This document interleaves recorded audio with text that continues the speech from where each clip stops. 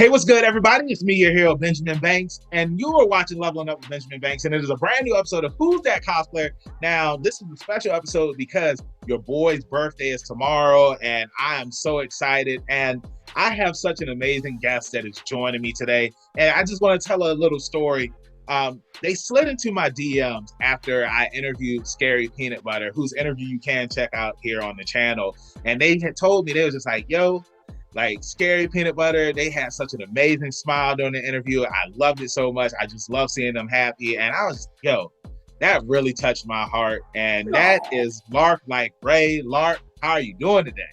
Doing good. Thank you so much for having me. And if anything, I brought you a little birthday hat for your birthday. Oh, thank you so much. I hope you have a great birthday. But anyway, thank you so much for having me. I appreciate it. Hey, I am so happy. I'm so excited. And man, like that, hey, right there. See, I told y'all, like Larp, like there's such an awesome person. Like Larp, I really appreciate that. So thank you. You're welcome. You're welcome. So before we get into today's interview, everybody that's watching, make sure that you like this video, you subscribe to the channel, and you hit that bell button so that way you're always notified when we have new content here on Leveling Up with Benjamin Banks. And as D always says, podcast link down below in the description. Like, follow, subscribe. So Larp, are you ready to get into today's interview? Yep, let's do it. All right, let's go ahead and get into it. The first question that I ask each and every guest up here is, what is your origin story? Every hero or villain has one. So tell everybody who you are. Oof. I'm a tattooer as well as a cosplayer. Nice. I've been cosplaying for around 7 years, I think. I didn't know it was called cosplaying when I was doing it, so I don't know if I should count 7 years or not. But I do it professionally as well as tattoo and cosplay. So my little go-to thing is, cosplaying as like princess versions of the characters. So that's my go-to little thing. That's my little, I don't know what to call it, my little schnook, I guess. That's your, that's your my trademark. Yeah, that's your trademark. There we go. Exactly. I was gonna say that's your quirk, turning every character into a princess, because I think that's awesome. That's something that I've never seen done before. I mean, you see people turn like the Bowsettes and stuff like that with the crown. Was that the inspiration behind turning characters into princesses? Basically, I remember I was scrolling through TikTok like in 2020, right when quarantine started, and I saw this one TikTok of someone playing like My Hero One's Justice 2, the video game, and they showed Bakugo and Kirishima in princess versions of their skin, and I was like, I'm doing that right now. So I literally dropped all my cosplays at that moment. I was like, okay, I'm making it. So I literally within 3 days, like 30 hours, I made Princess Bakugo, like the first one, because I have like so many different versions of him. And then after that, I made Princess Todoroki, and then Deku, and then Aizawa, and I just kept on going and going. So at this point, we're here now. So that's awesome. I love that so much, and I also you're welcome. And I also love that you're a tattoo artist. As somebody, I only have one tattoo, but I do want to get another tattoo. And I'm just going to plug one of our sponsors, Golden Ink Tattoo. Denise, she's the one that gave me my tattoo. It says Hope. I don't know if you can see it. Y'all can't see it. Can you? It's not. It's a forearm tattoo. I love it. Forearm. That's my first tattoo. My second tattoo is going to be Deku holding a Deku mask, because My Hero Academia is one of my favorite animes currently right now, and Legend of Zelda Majora's Mask is one of my favorite Zelda games. So it's cool, Deku holding the Deku mask. But I think it's awesome that you're a tattoo artist. Now, I want to ask you, like, what made you want to get into tattooing? So I was a little petty, but basically once I turned 18, I was like, you know what? I'm going to get a tattoo. And once I did, I was like, okay, I'm going to become the tattoo artist. So I started an apprenticeship. The apprenticeship almost lasted 3 to 4 years. I'm finally full-time now, which is awesome. Nice. But other than that, I tattoo a lot of my clients in cosplay, so they charge a little extra, like $75 extra. Yeah. But that's a full in-character experience. So I'll tattoo as Bakugo or as Factum and several different characters of their choosing, because I have 200 cosplays. So they just choose whichever ones they want, and then I'll just tattoo them in cosplay. That's awesome. I think that's cool too. It's just like, you just keep on surprising me, Larp, with like all of the amazing things you do. You're a tattoo artist, cosplayer. You do princess versions of the characters. And now I'm finding out that you have 200 cosplays that you have done. Now, this is the tough question because, people that have a lot of cosplays, I love asking this question because it's always a hard one.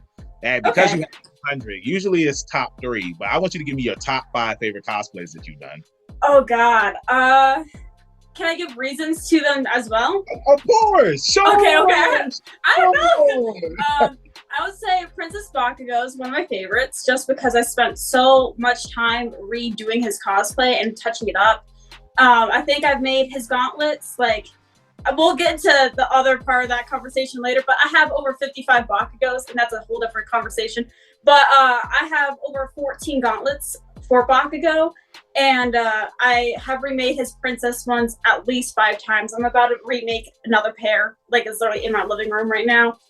So I think his is one of my favorite top one just because I've refurnished and I've remade it so many times. I think Fatgum's my number 2. Granted, I didn't make his jacket, but I feel like I'm so body positive in his cosplay, and I love making people feel comfortable, especially at cons. I think I've given the most hugs at cons with Fatgum. I've handed out lollipops, princess him. He's freaking amazing. I love it. I love Fatgum.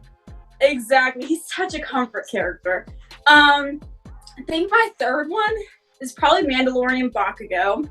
I just had knee surgery recently. That's the reason why I'm standing up, so I can exercise and stretch it. Okay.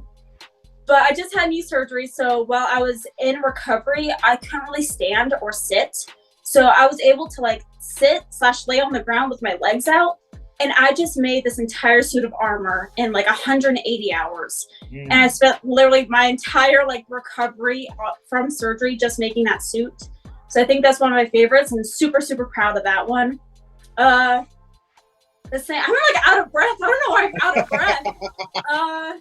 Let's do number 4. I think they're majority My Hero Academia cosplays because that's what I'm more known for. I love that. But I think my 4th one is probably Prince Todoroki, his fantasy outfit. Okay. That one's around $400 in supplies. The net worth of it is around $2,000. Wow. Hammer embroidery, everything like that. Freaking gorgeous outfit. I need to fix it because someone broke it whenever I let them borrow it. So I definitely need to fix that one up. But that's one of my top 4s. I love it. And then I'm trying to think of one that's not my hero. I'm gotta think on this one, to be honest. I have no idea.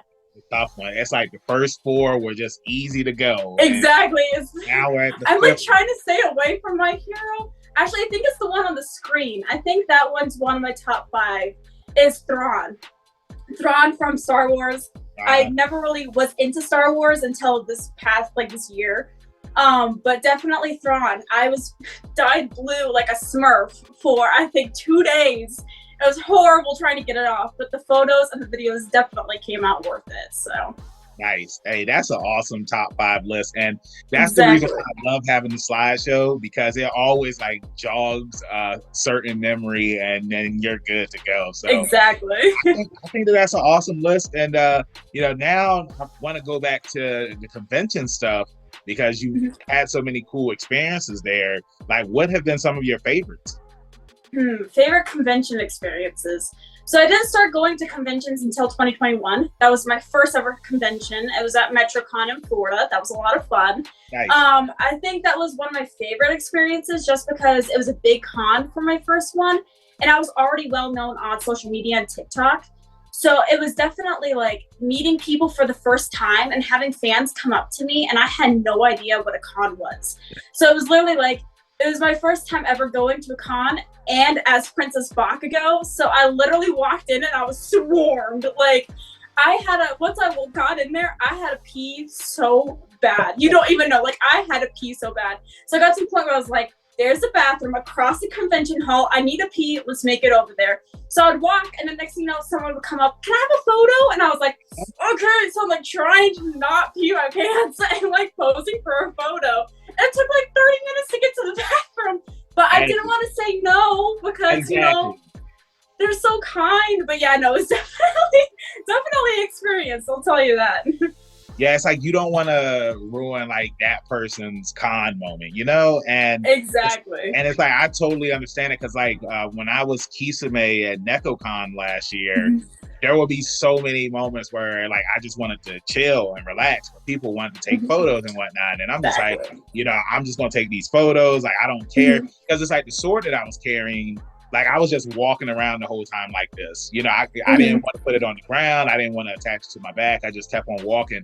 And it was like after a while, I'm just like, okay, I'm getting tired of carrying the sword. But it's just like you don't know if this is this person's first con, and like them seeing you at the con, like you're making this moment for them, and then later on, it's just like they might be cosplaying at a future con, and you just like, yeah, like you inspired me to get into cosplay. So it's just like you never know what's going to happen at a con, man. And I just want to say thank you for doing that to that person because yeah, it's like again, like I said, you never know. So you know, you told me about the cosplays. You know, something I wanted to piggyback off of was when you were talking about Fat Gum. Like the reason why I like Fat Gum, and it's because when I first saw him in My Hero Academia, it's not too often that you see plus size heroes. So when I saw him, I was just like, oh, that's really cool. You know, I feel like you're given a character that, you know, like plus size cosplayers, like they can cosplay as and they can feel comfortable cosplaying. And not just like, even if you don't cosplay, like if you are just watching the series, you see a plus size hero. And again, like I said, that's something that you don't see often. So I thought it was cool that Horikoshi did that. And he has an amazing quirk. You know, the bigger that he gets, he can absorb stuff. And then punch, like that fight with him in Hiroshima, like that was an awesome fight, man. And I love that at the end, Fat Gum, he knew Kirishima's worth. He was just like, okay, this is just some kid from UA. Like this is, you know, this is a man. Yeah, this is a man, exactly. So, you know, I'm talking about My Hero Academia. I got Bakugo right here. I got the My Hero Academia shirt on. I gotta ask you, who is your favorite character from My Hero Academia? Who's that cosplayer? I'm Evergreen. Oh God, you can't ask that. I have a lot because I have a special love for side characters. I've cosplayed as several characters from My Hero that are only seen in one episode for maybe 5 minutes, or even just one episode. Like I've cosplayed as Sirius, as Mustard, the guy with the mustard gas. In like the training season. I've done Labrava. I've done a lot of characters that have only been seen in like one episode. And so I have a special love for those characters. Like I would say that they're like my top 3 very favorite characters just for being side characters. But as for main characters, it has to be a tie between Bakugo and Fat Gum. Definitely a tie between those two because I don't feel like I love one more than the other. Granted, I do have the 55 Bakugo cosplays, but I do love Fat Gum for being so, you know, positive, you know? Exactly. I love that. And I want to piggyback. I love Labrava too. Like I cried when they showed her backstory because I read the manga. And when I saw the manga, I was just like, that is so messed up, man. Like I understand how she feels and like why she feels that way. And when she met Gentle Criminal and like, you know, he liked it's so precious. Yeah, it's like they're and I don't really even consider them villains. Like they're just bad. You know, it's just like, you know, so it's just they were caught in the wrong moment at the wrong time. They did what made them happy. You know, it didn't really follow the morals of being a hero, but they did what made them happy because you know. Yeah, and like I always say, every villain is the hero in his own story. And I mean, like they weren't really doing anything bad. Like they weren't trying to rob anybody or hurt. They just wanted to get their names out there. Exactly. That's all they were doing. So now I want to know, what is one of your favorite moments from the series so far? Favorite moments from the series? Honestly,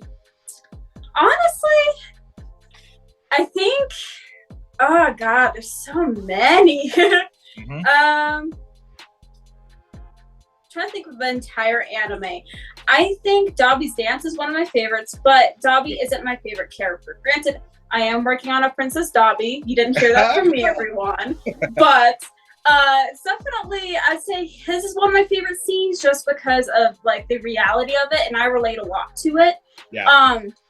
But as for, I think Bakugo, just I want to think of a specific scene, and I had it in like the grain of my head, but I feel like it's with the oh my gosh, the competition, whatever it's called. The UA Sports Fest?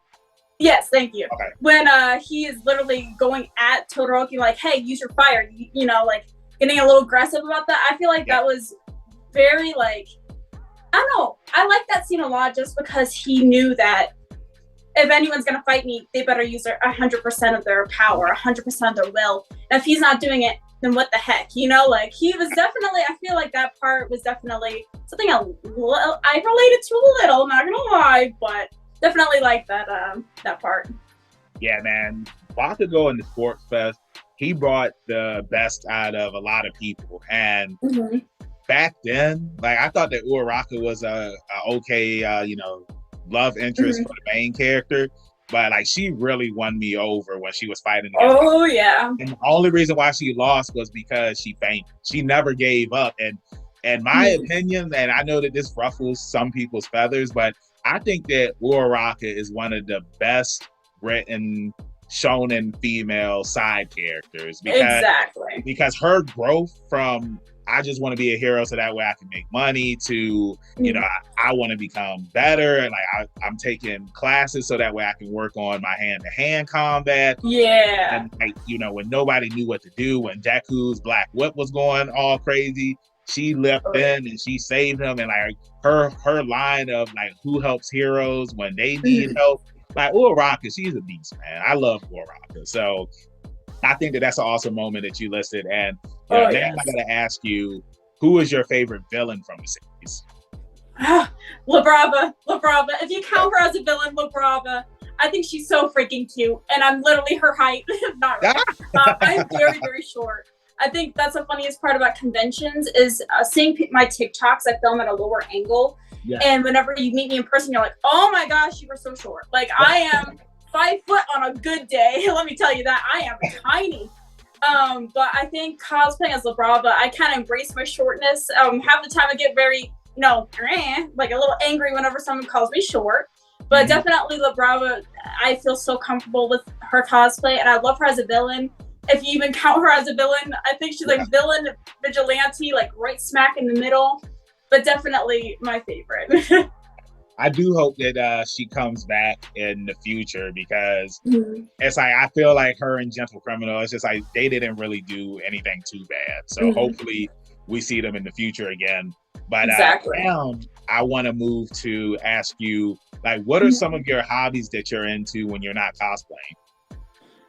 So I have a lot, a lot. I would say I'm really, really busy with cosplay and tattooing. And I don't consider tattooing as a hobby because it's a job. Because if you view tattooing as a, you know, hobby, then you're doing it wrong. It's a job. Very much so. But I would say hobbies outside, I really don't know if I have any, just because I'm so invested with tattooing and cosplay that I don't really think I have a hobby. Lately, I've been making a lot of merchandise and stuff to sell at cons, because this year I'm going to be a guest to like 3-4 cons. Nice, congratulations. So, thanks. So I'm making a ton of merch from like cosplay ears that I used to sell. So I'm bringing those back to like little keychains. They're really cute. So definitely, and selling lots of prints and posters. So that's what my hobby is for now. I love that. I love that so much. So now, you know, we're here at the end of the interview, and I got to ask the final question because we are at the start of the new year. What is a goal that you hope to accomplish this year in your cosplay journey? Wait, what was what? Like, what is a goal that you hope to accomplish this year in your cosplay journey? Oh gosh.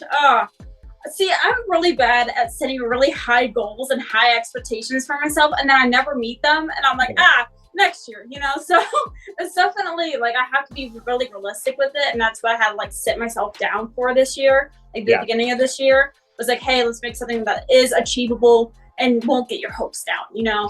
And I think it's definitely, I want to do bigger projects instead of little side characters or like side cosplays. Since I have 200 cosplays, I don't want to do the side ones like I have of Hinata or Kageyama or Mitsuri from Demon Slayer.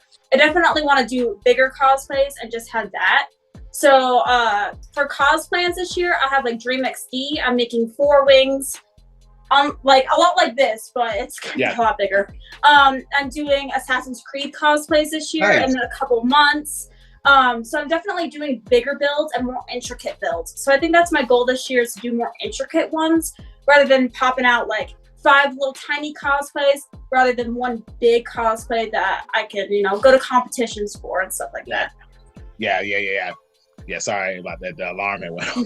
No, you're fine. I didn't hear it. Okay, cool. But no, I think that that's awesome. And I agree when it comes to like setting goals, because it's like sometimes it's like you will set a big one, and then when you don't accomplish it, like it's a huge letdown. But I always think that it's good to set small goals, so that way, like these are obtainable. You know what I'm saying? Mm-hmm. So I hope and wish that you succeed in the goals that you set for yourself this year. And we're here at the end of the interview. You're welcome. So thank you so much, Lark, for joining me up here. It was an awesome time. We had a good conversation.